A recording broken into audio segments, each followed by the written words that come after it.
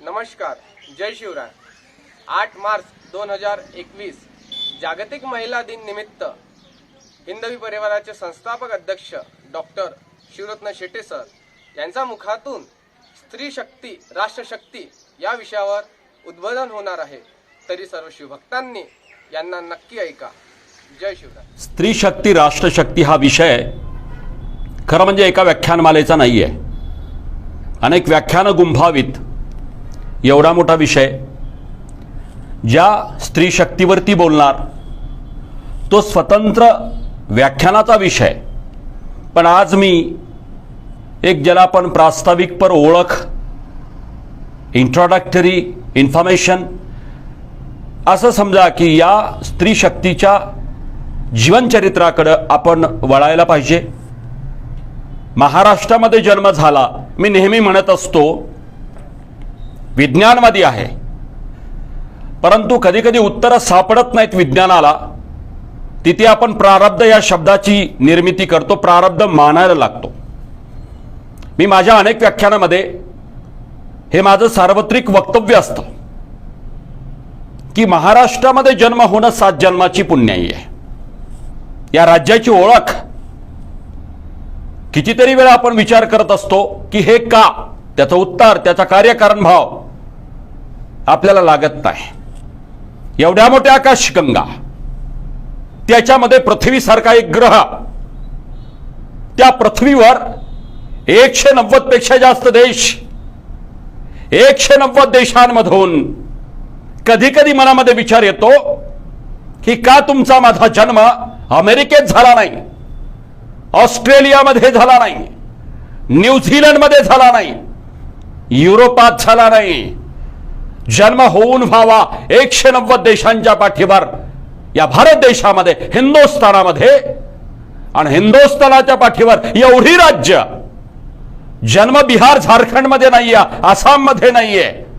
जन्म होऊन व्हावा तो या मराठी मातीमध्ये, महाराष्ट्राच्या मातीमध्ये, जिथे अनेक महापुरुष छत्रपती शिवाजी महाराजांपासून, राजमाता जिजाऊ साहेबांपासून, संभाजी महाराजांपासून ते सोलापूर जिल्ह्यातील मंगळवेढ्यासारख्या ठिकाणी 20 वर्ष दस्तूरखुद्द आद्य समाज सुधारक महात्मा बसवेश्वरांचं वास्तव्य, आणि सोलापूर नगरी जलक्रांतिकारक सिद्धरामेश्वराच्या पावन पवित्र स्मृतीनं पावन झालेली आहे। आणि म्हणून माझ्या कुठल्याही व्याख्यानाची सुरुवात ही महापुरुषाला वंदन करून असते। त्याचं कारण आहे, या मराठी मातेनं केवळ हिंदुस्थानाला नाही, जगाला दिशा दिली। या मराठी मातेनं महाराष्ट्राला नव्हे, हिंदुस्थानाला एक चळवळ दिली। सर्वाधिक क्रांतिकारक कुठे निर्माण झाले तर 2च राज्य, एक महाराष्ट्र आणि दुसरं म्हणजे पश्चिम बंगाल। इतर राज्यामध्ये सुद्धा क्रांतिकारक निर्माण झाले नाही, अशातला भाग नाही, पण इथं सर्वाधिक जी चळवळ, जो उठाव झाला ते राज्य आहे। आणि म्हणून आजच्या या विषयाला प्रारंभ करत असताना मी राजमाता जिजाऊ साहेबांचं वंदन करतो की राजमाता जिजाऊ साहेब नसती तर शिवाचा आदर्श राजा शिवछत्रपती झाला नसता। आणि म्हणून स्त्री शक्तीला प्रारंभ करत असताना राजमाता जिजाऊ साहेबांच्या चरित्रापासून मी सुरुवात करतोय। विचार करा, महाबली शहाजी राजांच्या बरोबर विवाह, पराक्रमाचा इतिहास। शहाजी राजे म्हणजे एकाच वेळेस निजामशाही वाचवत असताना 2 महासत्तांशी लढतायत। एका बाजूला मोगल, दुसऱ्या बाजूला आदिलशाही, आणि निजामाचा ती गादी, तो मुर्तुजाला बसवलंय गादीवरती, आणि किल्ले पेमगिरीला एक नवीन तख्ताची निर्मिती, हिंदवी स्वराज्याची मुहूर्तमेढ खऱ्या अर्थानं शहाजीराजांनी सुरुवात केली आहे।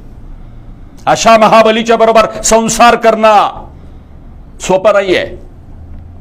बंगळूर, आजचं बंगळुरू, त्या काळात मोठा सुभाव होता, प्रांत होता, प्रोव्हिन्स होता, आदिलशाही ताब्यामध्ये। आणि आदिलशहाच्या वतीनं बंगळूर आणि पूर्ण कर्नाटक प्रांताचा कारभार शहाजी राजांच्याकडे होता।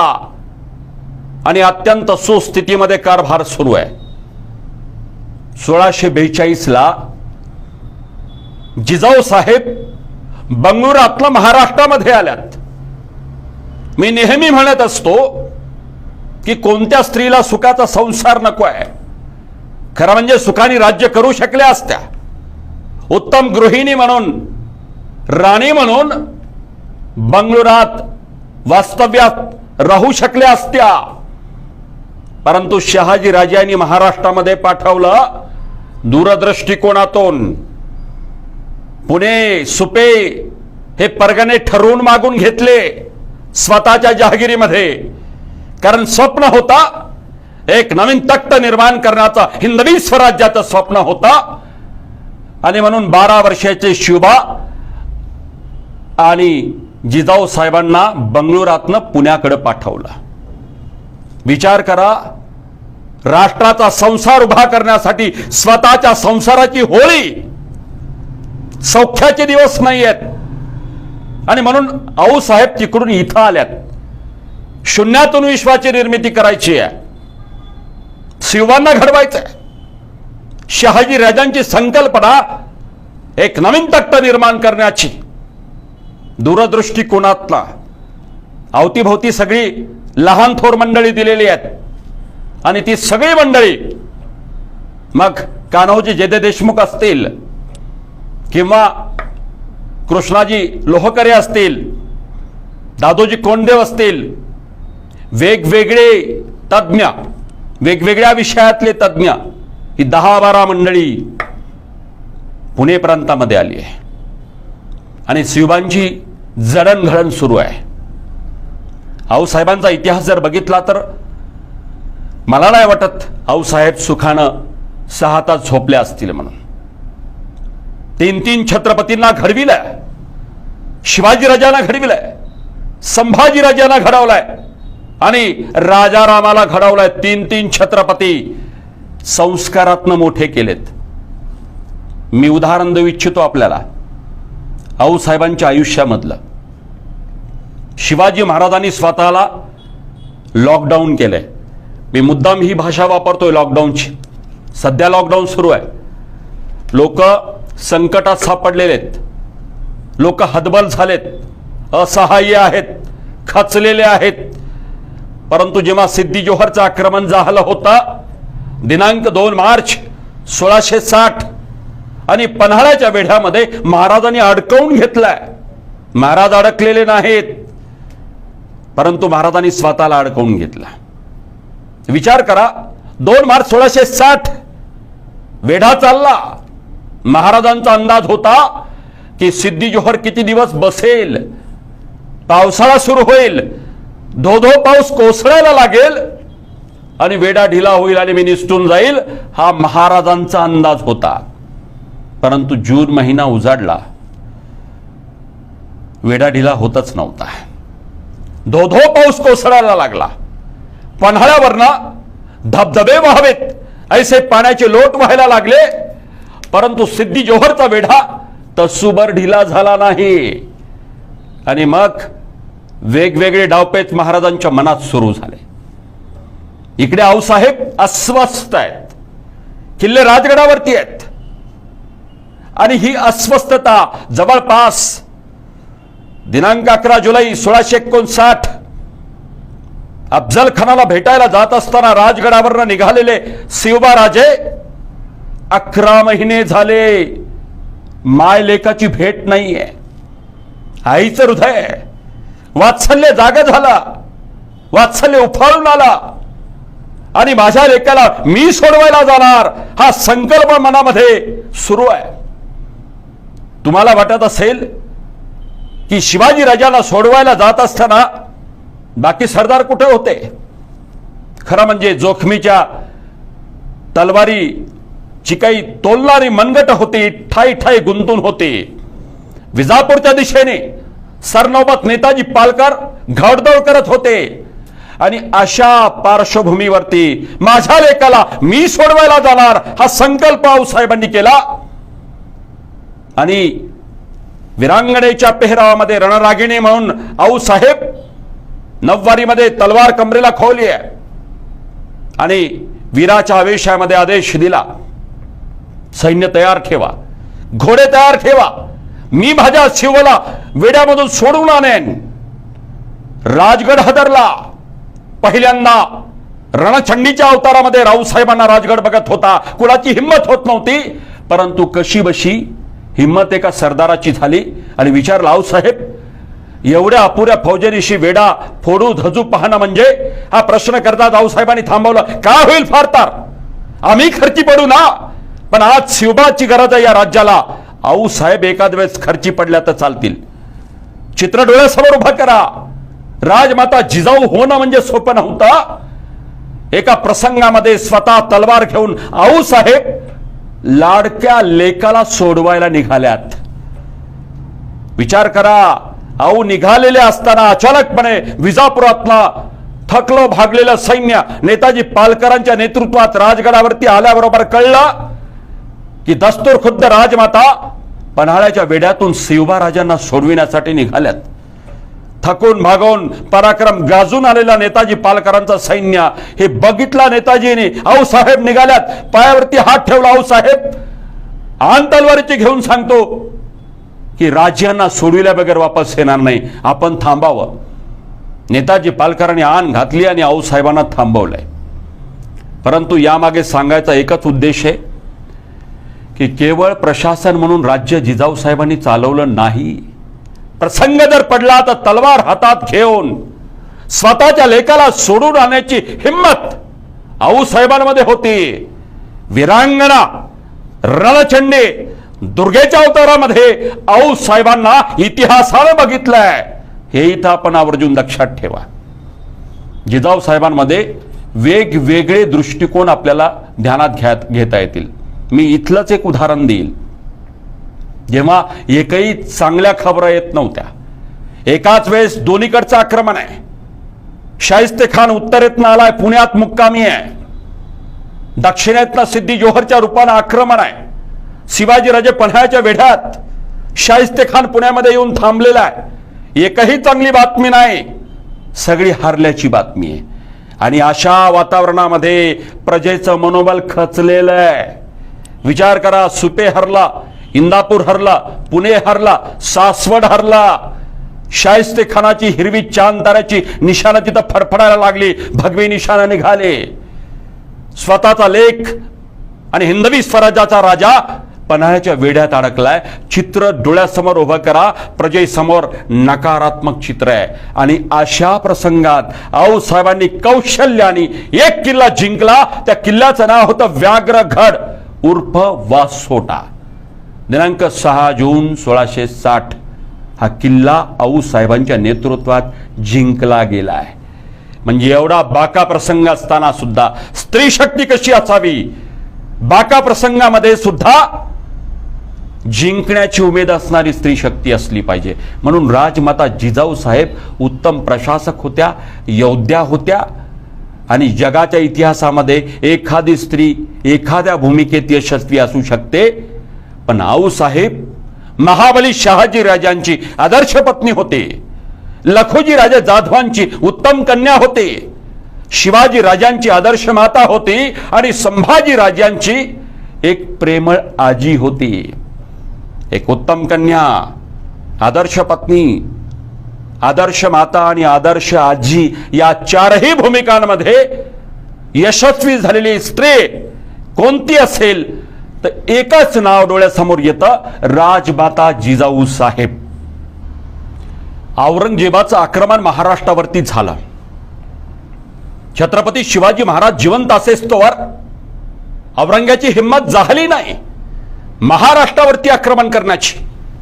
पण दुर्दैव महाराष्ट्राचं, दिनांक 3 एप्रिल 1680 छत्रपती शिवाजी महाराजांचं निधन. दुसरा घाव झाला महाराष्ट्रावरती दिनांक 11 मार्च 1689 संभाजी महाराजांचा हौतात्म्य. आणि तिसरा घात दिनांक 2 मार्च 1700 छत्रपती शिवाजी महाराजांचा शेवटचा लेख, राजारामाचं निधन झालं किल्ले सिंहगडावरती. चित्र डोळ्यासमोर उभं करा. संभाजी महाराजांचा हौतात्म्य झाला, हा एवढा मोठा धक्का होता महाराष्ट्राला, छत्रपतींच्या घराण्याला, हिंदवी स्वराज्याला, सह्याद्रीला, राजगडाला, रायगडाला. संभाजी महाराजांचा हाल हाल करून झालेला मृत्यू महाराष्ट्राने कसा पचवला असेल, राजघराण्यांनी कसा पचवला असेल. औरंगजेबाने हाल हाल करून ठार मारलं. केवढं अतीव दुःख झालं असेल किल्ले रायगडाला. पण अशा बाका प्रसंगामध्ये औरंगजेब थांबलेला नाही, रायगडाला वेढा दिला. आणि या वेढ्यामध्ये राजारामाला पकडायचं, शिवाजी महाराजांचा दुसरा पुत्र सुद्धा ठार करायचा बेत, आपल्या कब्जात घेण्याचा बेत औरंगजेबाचा. परंतु किल्ले रायगडाला वेढा पडला. जुल्फिकार खान आणि यांचे डावपेच सुरू आहेत. किल्ल्यावरती येसुबाई साहेब आहेत. विचार करा, आपल्या पतीचा हौतात्म्य झालंय, संभाजी महाराजांचा हौतात्म्य.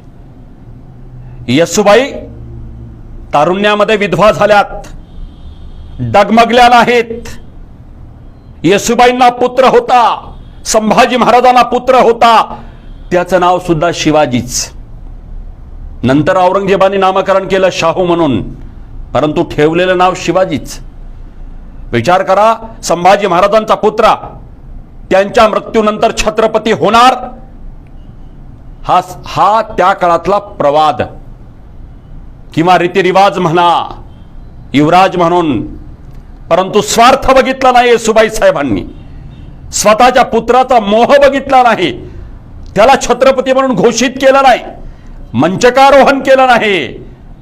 तर त्याऐवजी आपल्या दिराला, राजारामाला छत्रपती म्हणून घोषित केलं. इथं त्यागाची परंपरा आहे, इथं स्वार्थ नाही. हिंदवी स्वराज्य चाललं पाहिजे, छत्रपतींची गादी चालली पाहिजे, रयतेचं राज्य आलं पाहिजे. इथं स्वतःचे स्वार्थ त्यागलेत, स्वार्थ मनात उत्पन्न झाला नाही. आणि येसुबाई साहेबांनी निर्णय घेतला, अत्यंत जोखमीचा होता. एक तर स्वतःच्या पुत्राला छत्रपती म्हणून घोषित केलं नाही, दिराला घोषित केलं राजारामाचं मंचकारोहण. म्हणजे राजाराम छत्रपती संभाजी महाराजांच्या गादीवरती बसले. शिवाजी महाराजांची छत्रपतींची परंपरा राजारामांनी चालवावी असे ठरले. एवढं करून येसुबाई थांबल्या नाहीत. हा परमोच्च त्याग तर केलाच, पण त्याशिवाय दुसरा निर्णय घेतला की या वेड्याचा मुकाबला आम्ही करणार, मरणपत करू परंतु शरण येणार नाही, ही भूमिका त्यांनी स्वीकारली. आणि राजारामांनी चोर दरवाजातनं निघून पलायन करावं आणि कर्नाटक तामिळनाडूच्या प्रांतामध्ये जिंजीला सुखरूप जावं आणि तिथून दक्षिणेमधून मराठ्यांचं स्वराज्य चालवावं. आम्ही या मोगली आक्रमणकर्त्याशी लढू. मला असं वाटतं की हा वज्र निर्धार स्वतःच्या पतीचं निधन झालेलं असताना, हौतात्म्य झालेला असताना, दुःख गिळून एक साहस का असलं पाहिजे, स्त्री शक्ती इथं समजून घ्या. राजाराम चोर दरवाजातनं निघून गेलेत, किल्ले प्रतापगडावरती आलेत. औरंगजेबाला कळलं राजाराम निसटलेत. त्या प्रतापगडावरनं पन्हाळगडावरती आलेत आणि पन्हाळगडातून ते निसटलेत जिंजीकडे प्रयाण करण्यासाठी. येसुबाई साहेबांनी काही महिने किल्ला लढवला, प्रयत्नांची शिकस्त केली, शर्त केली, परंतु किल्ला हरला. नाईलाजानं मोगलांच्या कैदेत जावं लागलं. विचार करा, संभाजी महाराजांचा पुत्र ज्याचं नाव शिवाजी, तो छोटा आहे. येसुबाई साहेब स्वतः विधवा झालेल्या आहेत, औरंगजेबाच्या कैदेत पडल्या. ही कैद साधी सुधी नाहीये. सोलापूर जिल्ह्यामध्ये येसुबाई साहेब आणि संभाजी राजांचा पुत्र शिवाजी, ज्याचं नामकरण औरंगजेबाने शाहू असं केलेलं. आपण मंगळवेढ्याच्या ठिकाणी जात असताना या बेगमपूरच्या जवळ औरंगजेबाची छावणी होती. सोलापूर जिल्ह्यात फार मोठं वास्तव्य येसुबाई साहेबांचं राहिलेलं आहे. विचार करा, मोगलांच्या कैदेत राहणं, 1 वर्ष नाही, 2 वर्ष नाही, 5 वर्ष नाही, 10 वर्ष नाही, तब्बल 29 वर्ष, 3 दशक. मला तर त्या माऊलीची खरंच एवढा आधार आहे आणि कमाल वाटते. 3 दशक शत्रूच्या कैदेमध्ये राहणं नकारार्थी विचार नसतील आले का? स्वतःच जीवन संपवण्याचाही विचार स्पर्श करून गेला असेल, परंतु या राजघराण्यातल्या होत्या. नकारार्थी विचार कधीच केला नाही. संकटाला सुद्धा डगमगल्या नाहीत. शिवाजी राजांसारखा सासरा जिजाऊ साहेबांसारख्या एका कणखर पोलादी स्त्रीमध्ये घडण्याचं, त्यांच्या मुशीत घडण्याचं भाग्य येसूबाई साहेब तारा राणीला लाभलं, म्हणून ह्या डगमगल्या नाही. 3 दशक आयुष्याची 29 वर्ष म्हणजे माऊली काळ्या केसानी गेली आणि पांढऱ्या केसानी परत आली. अहो केवढा तो त्याग. त्यानंतर सुद्धा स्वराज्यामध्ये माऊली आली. येसूबाई साहेब त्यानंतर 2 वर्ष स्वराज्यासाठी समर्पित काम केलेलं आहे. मोगलांच्या कैदेतनं 29 वर्षानंतर सुटका. अरे त्याग काय असावा? येसूबाई साहेबांसारखा असावा. स्वतःच्या पुत्राचा मोह टाळून राजारामाला गादीवरती बसवणं, स्वतः कैदेत राहणं 29 वर्ष. छत्रपती शिवाजी महाराजांच्या जर इतिहासाचा अभ्यास करायचा असेल तर मराठ्यांच्या इतिहासामध्ये शिवाजी महाराज असतील, संभाजी महाराज असतील किंवा राजाराम असतील, या पुरुषांनी तर इतिहास शौर्य गाजवलं, पण स्त्रियांनीही गाजवलं. दुसरं उदाहरण द्यायला आवडेल ते तारा राणीचं. जेव्हा राजारामाचा मृत्यू झाला दिनांक 2 मार्च इसवी सन 1700 साली, प्रचंड दगदग. राजाराम जिंजीमधनं परतलेत, सिंहगडावरती आजारी पडलेत आणि या आजारामध्ये त्यांचा मृत्यू झाला. प्रकृती नाजूक होती. संभाजी राजांसारखी बलाढ्य नव्हती, नाजूक प्रकृती. निधन झालं. औरंगजेब स्वतः इथं आहे. साताऱ्याच्या प्रांतामध्ये वसंतगडाला वेढा देऊन आहे. विचार करा, औरंगजेब महाराष्ट्रामध्ये स्वतः 5 लाखाच्या फौजेनिशी नेतृत्व करतोय आणि राजारामाच्या निधनानंतर छत्रपतीच्या घराण्यांमध्ये कर्तृत्ववान पुरुष उरला नाही. औरंगजेबाला असं वाटलं आता ही विधवा सून, शिवाची विधवा सून, ही किती दिवस टिकणार आहे? काही महिन्यामध्ये शिवाचं हिंदवी स्वराज्य चिरडून टाकू. त्याने एक ठिकाणी बोलून दाखवलं होतं, एक बेवावरत म्हणजे विधवा औरत किती दिवस तग धरेल. पण त्याचा अंदाज खोटा ठरविला तारा राणीना. अरे हंबीरराव मोहित्यांची कन्या, लढाई आणि तलवारीशी नातं पहिल्यापासून, झुंजाईचं रक्तामध्ये, शौर्याचा इतिहास अनुवंशिकतेने आलेला, हंबीररावाच्या नेतृत्वामध्ये, पितृछायेमध्ये ती घडलेली कन्या, ती कशी डगमगणार? आणि मग खरा लढा सुरू झाला. 25 वर्ष वयाची विधवा तारा राणी घरात रडत बसली नाही, तर औरंगजेबासारख्या एक महाबलाढ्य शत्रूशी एक विधवा राणी 25 वर्ष वयाची घोड्यावरती तलवार घेऊन रणांगणात उतरली. हे तुम्ही ध्यानात घ्या. आणि हा लढा तर एवढा जबरदस्त आहे. तारा राणीवरती स्वतंत्र 1.5 तासाच्या व्याख्यानाचा विषय आहे. मी एकच उदाहरण सांगतो. तारा राणीचा गनिमी कावा कसा होता. मला जर कोणी विचारलं तर गनिमी कावा शिवाजी महाराजांच्या तोला मोलाचा होता, किंबहुना एक डाव पुढचा होता असं म्हटलं तर वावगं ठरणार नाही. मी एक उदाहरण देईल. तारा राणीनं किल्ले कसे लढवले. औरंगजेब ऑक्टोबर नोव्हेंबर मध्ये किल्ला घ्यायला निघायचा पावसाळा संपल्यानंतर, आणि हिंदवी स्वराज्यातला किल्ला तारा राणीच्या नेतृत्वामध्ये. अरे तारा राणीचं नेतृत्व एवढं, मध्यरात्री सुद्धा मराठ्यांचं मनोबल वाढविण्यासाठी तारा राणी मराठ्यांच्या छावण्यामध्ये तळावरती मनोबल वाढविण्यासाठी कैक वेळा गेलेल्या आहेत.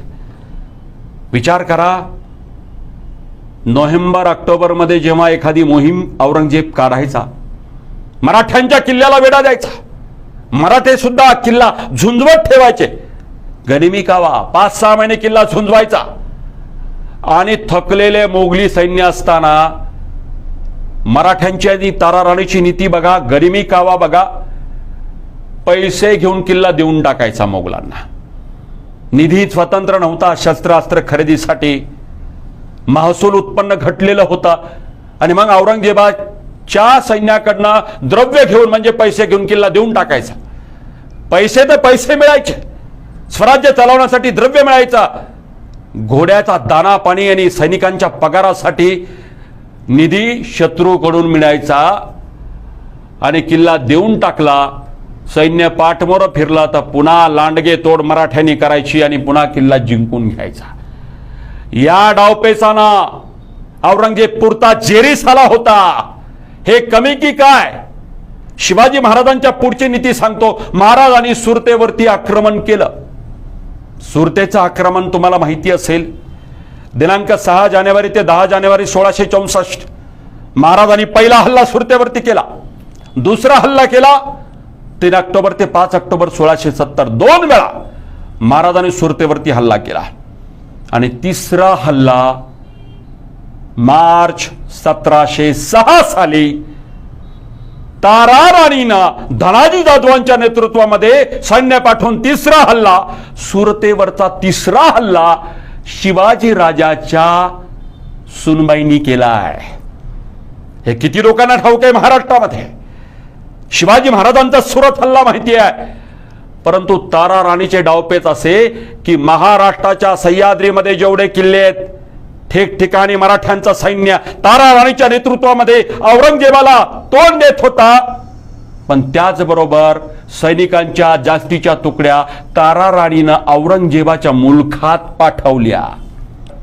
गुजरातमध्ये हल्ले केले, बडोद्यावरती हल्ले केले, सुरतेवरती हल्ले केले, माळवा प्रांतात हल्ले केले, तेलंगणा प्रांतामध्ये हल्ले केले, दक्षिण दिशेला आंध्र पासून तामिळनाडू पर्यंत हल्ले केले. औरंगजेबाच्या मुलखात घुसून त्याला जेरीस आणण्याचा डावपेच हा शिवाजी महाराजांपेक्षाही वेगळा गनिमी कावा होता.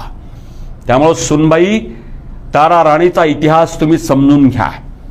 मी एक सांगू इच्छितो, गुजरातमध्ये हल्ला झाला औरंगजेबाच्या मुलखावरती, इकडे बातमी यायची औरंगजेबाला महाराष्ट्रामध्ये हल्ला झाला, इकडून मदतीसाठी मोगली सैन्य जाईपर्यंत मराठे गुजरातमधून तेलंगणामध्ये पळून यायचे, पुन्हा तिथं हल्ला करायचे. अशी नीती चालवली होती. ओरिसामधून सैन्य निघालं मराठ्यांचं, ढाक्यापर्यंत पोहोचलं. माळव्यापासून निघालेलं सैन्य दिल्लीपर्यंत कूच करायला लागलं आणि औरंगजेब हादरला. शिवाजी महाराजांपेक्षा सिवा से उसकी बहू म्हणजे जैतोनी बोलून दाखवलं की सुनबाई तर सुनबाई, पण शिवाजी राजापेक्षा एक काकण पुढे निघाली. इथं तर हल्ले केले, पण शत्रूच्या मुलखात जाऊन हल्ले करून शत्रूला जेरीस आणणाऱ्या तारा राणी तुम्ही समजून घ्या. आणि म्हणून तारा राणीचं वर्णन केलंय. त्या मद्रासचा इंग्रज गव्हर्नर होता, त्यांनी पत्र लिहिले, ते पत्र आज उपलब्ध आहे. त्यांनी सांगितलं की तारा राणीच्या नेतृत्वामध्ये मराठ्यांची एवढी धुमश्चक्री चालू आहे, ठिकठिकाणी मोगली राज्यामध्ये बेबंदशाही चालू आहे. हे पत्र म्हणजे तारा राणीचा तांडव काय असेल, मराठ्यांचा तांडव काय असेल हे त्याच्यावरनं ध्यानात येतं. आणि औरंगजेबाचा इतिहासकार भीमसेन सक्सेना सुद्धा लिहितो की किड्या मुंग्यांप्रमाणे खेड्यापड्यामध्ये मराठ्यांचं सैन्य होतं. याच्यावरनं अंदाज लावा छत्रपती शिवाजी महाराजांनी निर्माण केलेला हिंदवी स्वराज्याचा हा तांडव, हा विचार संभाजी महाराजांच्या हौतात्म्यानंतर थांबला नाही, राजारामाच्या मृत्यूनंतर थांबला नाही, तर तारा राणीच्या रूपानं सुद्धा औरंगजेबाला जेरीस आणलं. शेवटी औरंगजेब तारा राणीच्या पराक्रमाने हाय खाऊन आपण मराठ्याला जिंकू शकत नाही ही धास्ती घेऊन इथंच मेला 1707 मध्ये. हा मराठ्यांच्या पराक्रमाचा इतिहास आहे. कारण छत्रपती शिवाजी महाराजांनी केवळ हा समाज जागा केला नाही, तर तो जागता ठेवला, म्हणून एवढं यश मिळालं. आणि दुसरं एक उदाहरण देईल मी, ते म्हणजे एक मराठी कन्या अहिल्यादेवी होळकरांचं. विचार करा, चोंडीसारखं छोटंसं गाव, जामखेड तालुक्यामध्ये, जिल्हा अहमदनगर, मानकोजी शिंद्यांची मुलगी, गावातील धनगर समाजाचे पाटील, योगायोग काय असतो आयुष्यामध्ये, ठरून गोष्टी होत नाहीत. बाजीराव पेशव्यांचा तळ पडलेला योगायोगानं चोंडीमध्ये, आणि इथं तळ पडलेला असताना त्या कथा सांगितल्या जातात की महादेवाची वालुकेची पिंड वाळूची पिंड करण्यात मग्न असलेली ती बालकन्या मानकोजी शिंद्यांची कन्या अहिल्यादेवी, तिचं शौर्य आवडलं. बाळ तू कोणाची आहेस, बाजीरावाने विचारला. मानकोजी शिंद्यांची मुलगी कळल्याबरोबर निरोप धाडला आणि मल्हारराव होळकर सरदार समवेत आहेत. मल्हाररावाला बाजीराव बोलले की धनगराची पोरगी आहे, तुमच्या मुलासाठी खंडूसाठी बरी आहे. आणि त्या काळात बालविवाह संपन्न झाला, पुण्यामध्ये विवाह संपन्न झाला. ही अहिल्या देवी म्हणून मध्य प्रदेशात इंदोरला गेले. नंतर महेश्वरला स्थलांतर केलं, राजधानीचा हा भाग आली, परंतु इंदोरला गेली, तिथं राज्यकर्ती बनली, राणी बनली. या मराठी कन्येने तिथं किती पराक्रम गाजवला, परंतु आयुष्यामध्ये दुःख काय असतं जरा ध्यानात घ्या. अहिल्यादेवी तिकडे गेली आहे मध्य प्रदेशामध्ये, राज्यकर्ती झाली आहे, राणीचा मान आहे. परंतु दुर्दैव बघा की पती खंडेराव कुंभेरीच्या युद्धामध्ये तोफाचा गोळा लागून मृत्यू पावला. दुःखाची सुरुवात, सासूबाई गौतमीबाईचं निधन, दुसरा घाव. केवढं दुःख झालं. पित्याप्रमाणे प्रेमाचा ओलावा देणारे मल्हारराव होळकर, लागोपाठ सासऱ्यांचा मृत्यू आहे. हे कमी की काय, मुलगा मालेरावाचं निधन. अरे घाव किती घालावेत परमेश्वराने, दुःख देऊन द्यावं किती, हे कमी. मुलगी मुक्ता होती, तिचा पती यशवंतराव फणसे म्हणजे जावयाचं निधन, आणि जावयाच्या निधनानंतर दुःख अतीव झाल्यानंतर मुलगी मुक्ता सती गेली. नातवाचं निधन झालेलं. एकाच वेळेस लागोपाठ काही वर्षाच्या अंतराने 7 मृत्यू पत्करून, हे पचवून सोपं नाहीये. बाई विधवा आहे म्हणून राज्य गिळंकृत करता येईल की काय याची चाचपणी राघोबा दादा पेशव्यांनी सुरू केली. आक्रमणाची तयारी अहिल्यादेवी होळकरांवरती. जशी बातमी लागली राघोबा दादा पेशवे चाल करून येणार महेश्वरवरती, मध्य प्रदेशात, अहिल्यादेवीच्या राज्यावरती, अहिल्यादेवी डगमगली नाही. सैन्याला तयार ठेवण्यास सांगितला. स्वतः रणरागिणीच्या पेहरावामध्ये युद्धाचा मुकाबला करण्यासाठी अहिल्यादेवी सुद्धा तयार आहे. परंतु एक पत्र लिहिलं, इतिहास प्रसिद्ध पत्र आहे, त्याचा सारांश सांगतो. अहिल्यादेवींनी पत्र लिहिलं राघोबा दादा पेशव्यांना आणि सांगितलं की राघोबा दादा, तुमच्या पराक्रमाचा इतिहास सर्व श्रोत आहे. तुमच्याकडनं मी हरले तर लोक मला काही म्हणणार नाहीत, पण कदाचित माझ्याकडून तुम्ही हरलात तर बाईकडून हरण्याचं नामुष्की तुमच्यावरती येईल. एका वाक्यानं राघोबा दादा मागं फिरलाय. आणि म्हणून स्त्री शक्ती ध्यानात घेत असताना मनोबल उंच पाहिजे.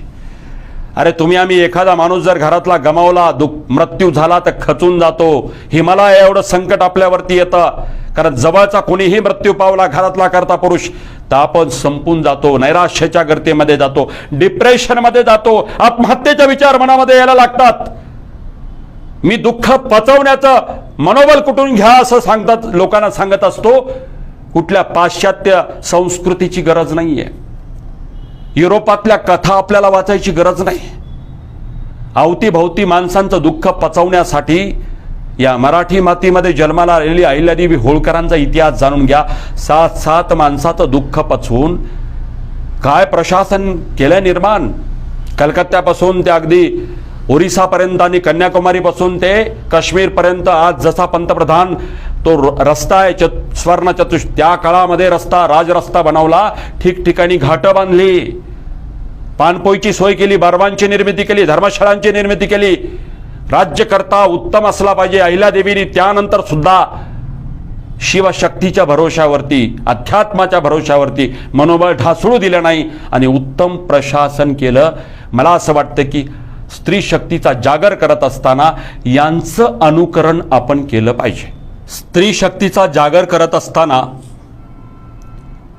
कर्नाटकामधील 3 कर्तृत्ववान स्त्रियांचा इतिहास सुद्धा महाराष्ट्राला कळला पाहिजे. आणि दोघांचा इतिहास तर छत्रपती शिवाजी महाराजांच्या राजघराण्याशी आहे. मी पहिलं उदाहरण देईल.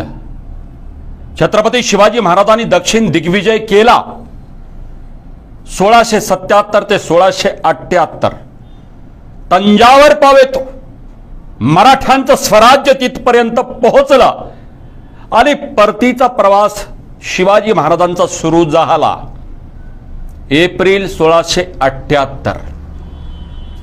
परतीच्या मुक्कामी छावणी पडली मराठ्यांची, जिथे आज धारवाड जिल्हा आहे. यादवाड नावाचं छोटंसं गाव आहे, तिथं मराठ्यांची छावणी पडली.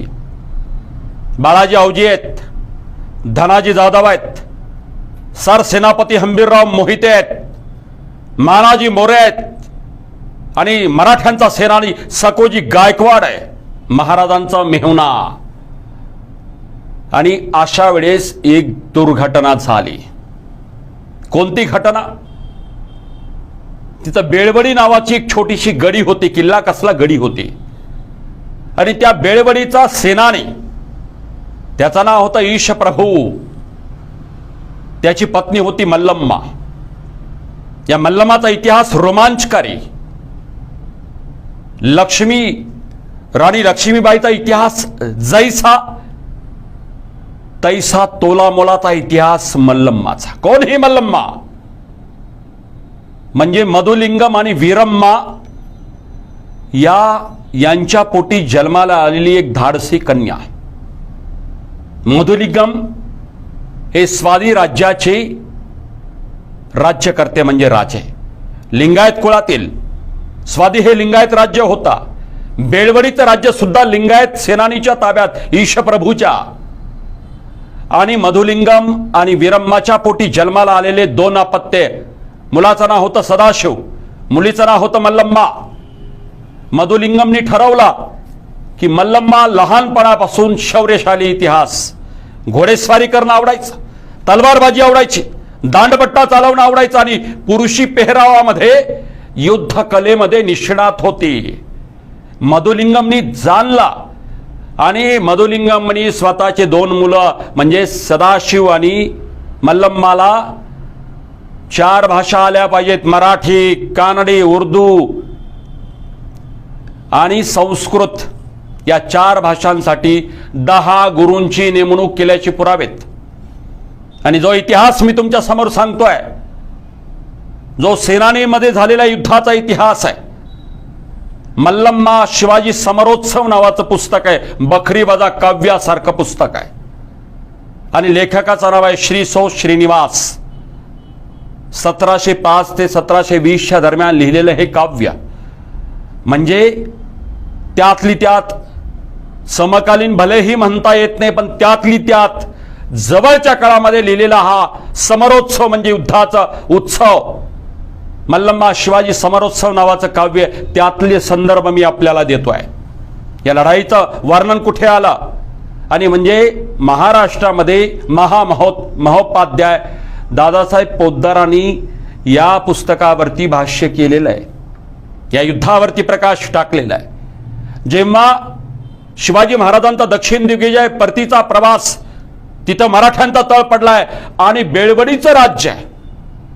इथं बेळवडी राज्याच्या सैनिकांची, मराठी सैनिकांची झालेली बाचाबाची, बैल आणि गाय पळवण्यावरनं झालेला तो युद्धाचा प्रसंग आणि युद्धाला तोंड फुटला.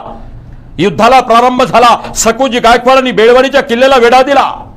27 दिवस पतीच्या निधनानंतर, ईशप्रभूच्या निधनानंतर त्या मल्लम्माने युद्ध चालवलंय. आणि सांगायला मला एक तुम्हाला आनंद होईल, एक नवीन माहिती की हिंदुस्थानाच्या इतिहासामध्ये पुरुषी पेहरावामध्ये 2000 कमांडोची फौज या मल्लम्माने उभी केली होती. सकोजी गायकवाड मराठ्यांची सेनानी बेळवडीच्या वरती हल्ला करतायत, आतमध्ये घुसल्या गेले आणि समोर ही पुरुषी पेहरावामध्ये 2000 महिला, राणी मल्लम्मा स्वतः पुरुषी पेहरावामध्ये दांडपट्टा घेऊन उभी आहे. हिंदुस्थानाच्या इतिहासात 2000 कमांडो, महिला कमांडो या मल्लमांनी तयार केलेल्या होत्या. त्याच्या मागे पुरुषांची एक फौज होती. लढाई प्रारंभ अतिशय शौर्याने लढली ती, परंतु दुर्दैवानं पराभव झाला आणि मराठ्यांकडून सकोजी गायकवाडांच्या फौजेकडनं मल्लमाचा पराभव झाला. आणि या युद्धाच्या उन्मादामध्ये सकोजी गायकवाड आणि बाकीच्यांकडनं काही दुर्वर्तन घडलं, बद अमल घडला. आजच्या भाषेमध्ये विनयभंगासारखे प्रकार घडले, परंतु अत्याचार झाले नाहीत. थापडा मारल्या वगैरे वगैरे असं वर्णन आहे. परंतु इथं सांगायला मला शिवाजी महाराजांची न्यायप्रणाली कशी होती. जेव्हा बातमी कळली मराठ्यांचा विजय झाला, परंतु विजयाच्या उन्मादामध्ये स्वतःचा मेहुणा मराठ्यांचा सेनानी सकोजी गायकवाडानं बद अमल केला. आणि स्त्री ही मराठ्यांच्या देवारातील देवता आहे, मग ती कुठल्याही जाती धर्माची असो, हा सिद्धांत छत्रपती शिवाजी महाराजांचा होता. आणि म्हणून महाराजांनी स्वतःच्या मेहुण्याचे डोळे तप्त सळेने काढण्याचे आदेश दिले. कोणत्याही स्त्रीचा बदअमल व्हायला नको. बघितलं नाही हा मराठ्यांचा विजयी सेनानी, हे बघितलं नाही माझा सक्का मेहुणा आहे, विजयी सरदार आहे, हे बघितलं नाही, परंतु महिलांवरती बदअमल झाला. म्हणून महाराजांनी स्वतःच्या सख्या मेहुण्याचे डोळे काढलेत. ही न्याय प्रणाली छत्रपती शिवाजी महाराजांचं स्त्री दाक्षिण्य. आणि त्याच्या पुढे जाऊन सांगेल, जेव्हा मल्लमा आली शिवाजी महाराजांना वाईट वाटलं. लहान तानूला मूल होतं. शिवाजी महाराजांनी त्या तानुल्या मुलाला दूध पाजल्याचं शिल्प या मल्लमाला तर तिचं राज्य परत केलं, गडी परत केली. त्या लेकराच्या दूध भातासाठी ते राज्य सुद्धा तिला देऊन टाकलं. एवढं मोठं मान शिवाजी राजांचं. चूक सरदारांकडनं घडली, पण शिवाजी महाराज स्वतः खजील झाले, तिचं राज्य परत करून टाकला. जणू आपली बहीण आहे. राज्य परत करून महाराज थांबले नाहीत, तर तिच्या तानुल्या मुलाची विचारपूस केली आहे. आणि दूध पाजत असतानाचं शिल्प यादवाड नावाच्या गावाला आजही जाऊन बघा. हे शिल्प आज निर्माण केलेलं नाही. स्वतः मल्लम्मा, जिला शिवाजी राजांनी सावित्रीबाई हा किताब दिला, तीच सावित्रीबाई देसाई म्हणजे मल्लम्मा आहे. आणि सावित्रीबाई हा किताब दिल्यानंतर गौरव केला, तिचं राज्य परत करून टाकलं, गडी परत करून टाकली. आणि त्या माऊलीनं, त्या मल्लम्मानी, सावित्रीबाई देसाईनी शिवाजी राजांचं शिल्प कोरलेलं आहे. ते शिल्प आजही छत्रपती शिवाजी महाराजांची स्त्री दाक्षिण्य हा जो गुण होता ती दाखविणारी साक्ष आहे. आजही यादवाडला जाऊन बघा, त्या मारुतीच्या मंदिरामध्ये ते शिल्प आहे जिथे शिवाजी महाराज आहेत, तानुलं मूळ आहे आणि ती मल्लम्मा आहे. मला असं वाटतं की शिवाजी महाराजांचं हे खऱ्या अर्थाने मूल्यमापन आहे. मला दुसरं उदाहरण द्यायला आवडेल, ते म्हणजे छत्रपती राजाराम जेव्हा निसटलेत, रायगडाला वेढा पडला, चोर वाटेने राजाराम निसटलेत. जायचा प्रसंग आला, पळून जायचं कुठं? किल्ले पन्हाळ्यावरनं सगळे निवडक सरदार बरोबर घेतले, वकील घेतले. आता पळून जायचं तर जिंजीला जाऊ. शिवाजी राजांनी दक्षिण दिग्विजयाच्या वेळेस घेतलेला किल्ला, तमिळनाडू मधला किल्ला, परंतु पहिल्यांदा जातोय, वाट माहिती नाहीये. आणि पन्हाळ्यावरनं निसटताना वाण्याच्या पेहरावामध्ये, जयसिंगराव पवारांच्या इतिहासातील हे उदाहरण आहे. वाण्याच्या पेहरावामध्ये, कारण जैसा देश वैसा भेस, औरंगजेबाला ओळखायला यायला नको म्हणून सगळेजण कर्नाटकामध्ये लिंगायतांचा पेहराव ज्या पद्धतीनं, वाण्याच्या पेहरावामध्ये राजाराम महाराज वेषांतर करून निसटले आणि जायला लागले जिंजीकडं. बिदनूर नावाचा प्रांत आहे, तिथं केळदी नावाचं राज्य आहे. त्या केळदीची राणी होती, तिचं नाव होतं केळदी राणी चेन्नम्मा.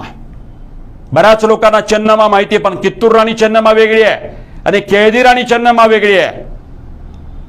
कित्तूर राणी चेन्नम्मा 19व्या शतकातली आहे आणि केळदी राणी चेन्नम्मा ही 17व्या शतकातली, शिवाजी महाराजांच्या काळातली. दोन राण्या, नाव सारखंच. आणि त्यामुळे इथं तुम्ही ध्यानात घ्या की जेव्हा राजाराम जायला निघाले, बिदनूर नावाचा प्रांत आहे, केळदी नावाचं राज्य आहे, तिथं ही राणी केळदी चेन्नम्मा होती. तिथं पण बघा, दुर्दैवानं ती विधवा, पतीचं नुकतंच निधन झालेला. आणि अशा वेळेस राजारामाचा वकील पोहोचला केळदी राणी चेन्नम्माच्या दरबारामध्ये. त्यांनी सांगितला की औरंगजेब आमच्या पाठीशी लागलाय. वकिलांनी सांगितला केळदी राणी चेन्नम्मा बसलेले आहेत आपल्या सिंहासनावरती. राजारामाचे वकील बोलायला लागलेत की औरंगजेब आमच्या पाठीशी लागलेला आहे. राजारामाचे थोरले भाऊ संभाजी राजांची हत्या केली आहे आणि राजारामाच्या मागे ते लागलेत. आम्हाला आश्रय हवाय, आश्रय देऊन चालणार नाही, आम्ही पहिल्यांदा या जंगलातनं आलोय, आम्हाला जिंजीकडे जायचंय, गुप्तहेर आणि निवडक सैन्य द्या. हे ऐकल्याबरोबर त्या दरबारामध्ये असलेला प्रधान मंत्री, त्या मंत्र्यांनी सांगितलं राणीसाहेब असं करू नका, नुकतंच राजांचं निधन झालंय, औरंगजेब केळदी राज्य जिंकण्यासाठी टपलेला आहे आणि अशा वेळेस औरंगजेबाच्या शत्रूला म्हणजे राजारामाला आश्रय देणं म्हणजे आपल्या राज्यावरती संक्रांत उडवल्यासारखी होईल, शत्रूला स्वतः बोलावल्यासारखं होईल, शत्रूच्या शत्रूला आसरा देणं योग्य नाही आहे. मंत्र्यांनी दिलेला सल्ला रास्त होता, परंतु केळदी राणी चेन्नम्माच्या मुखातनं वाक्य निघालं की मोगलांच्या विरोधात हिंदुस्थानाच्या इतिहासात कोणीही हिंमत केली नाही. त्या मोगलांच्या विरोधात एक तट निर्माण झाला हिंदवी स्वराज्याचं. किल्ले रायगडावरती छत्रपती शिवाजी महाराजांनी निर्माण केलं. त्यांचा पुत्र जर माझ्या आश्रयाला येत असेल तर माझं राज्य गेलं तरी 72, पण मी आश्रय देणार. आणि केळदी राणीनं आश्रय दिला.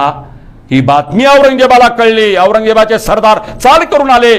केळदी राणी चेन्नम्मा स्वतः घोड्यावरती तलवार घेऊन स्वतः रणांगणामध्ये उतरली. समवेत मराठ्यांचा सेनानी संताजी घोरपड्यांपासून सगळी फौज आणि केळदी राणी चेन्नम्मानी आणि मराठ्यांनी मिळून औरंगजेबाच्या सगळ्या सैन्याचा पराभव केला. इथं सांगायला मला अभिमान वाटतो की छत्रपती संभाजी महाराजांच्या हत्येनंतर औरंगजेब पाठीशी लागलेला असताना शिवाजी राजांचा एकुलता एक छावा जेव्हा जिंजीला जात होता तर या छाव्याला, या राजारामाला आश्रय देण्याची हिंमत हिंदुस्थानमध्ये दुसरी तिसरी कोणी केली नाही. छत्रपतींच्या एकुलता एक छाव्याला आश्रय देण्याची हिंमत जिनं केली ती होती केळदी राणी चेन्नम्मा. विधवा लिंगायत राणी होती. हा इतिहास पण तुम्ही समजून घेतला पाहिजे. तर आता राहिला प्रश्न कित्तूर राणी चेन्नम्माचा. केळदी राणी चेन्नम्माचा कालखंड वेगळा. हा कालखंड 1672 ते 1696. कित्तूर राणी चेन्नम्माचा कालखंड वेगळा. हा कालखंड म्हणजे पराक्रमाचा इतिहास. खरं म्हणजे विवाह झाला मल्ल सर्जा देसाई यांच्या बरोबर. विवाहानंतर सुखाचा संसार 15व्या वर्षी विवाह झाला, परंतु मल्ल सर्जाचं निधन झालं. राणी विधवा झाली. दैव दुर्विलास बघा, परंतु डगमगली नाही.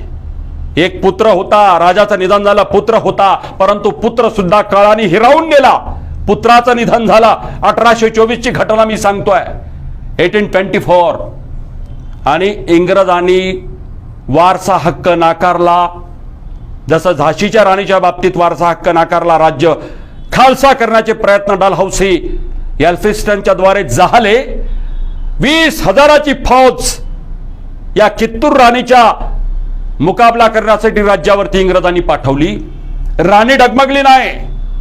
संगोळी रायण्णा नावाचा एक सरदार प्रयत्नांची शिकस्त केली आणि राणीनं लढाईला प्रारंभ केल्यानंतर सेंट जॉन थँक्रेट नावाचा इंग्रज अधिकारी, जो जिल्हाधिकारी होता, कलेक्टर होता, तो ठार झाला.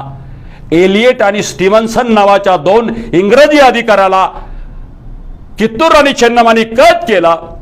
मला सांगायला अभिमान वाटतो, हिंदुस्थानाच्या इतिहासामध्ये इंग्रजांच्या विरोधात बंड करणारी पहिली राणी कोणती? त्या राणीचं नाव आहे कित्तूर राणी चेन्नम्मा. हे कित्तूर सुद्धा लिंगायत संस्थान होतं.